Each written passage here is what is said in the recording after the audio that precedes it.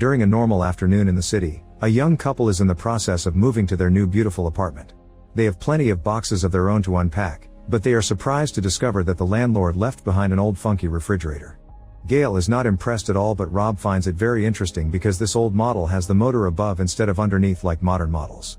He explains that hot air rises, so it does not make sense to put the motor underneath the refrigerator because it allows the hot air to go up in the machine, but Gail does not care and just agrees to whatever he says to humor him.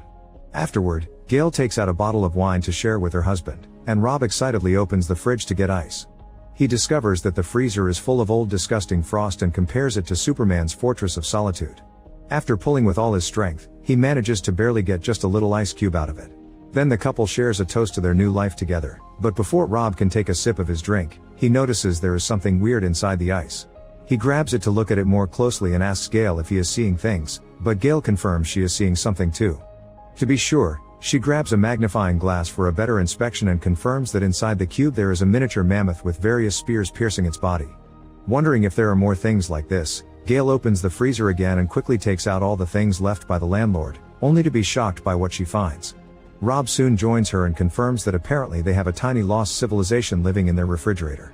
Right there on the ice, there is a whole medieval city with tiny little people living their daily lives and not noticing the two giants that keep watching them as if they were a movie. These little people also move incredibly fast as they continue to build their city and work hard to achieve progress. Gail points out that this does not make any sense, explaining that this is an early medieval city but woolly mammoths died thousands of years before the medieval ages. Rob does not understand much about history, so he just agrees to humor her. Afterward, Rob decides to bury the little frozen mammoth in a pot of dirt. It seems this has made him very sad, so Gail tries to cheer him up by saying the tiny animal will be good fertilizer, but Rob thinks it is too soon for jokes. Soon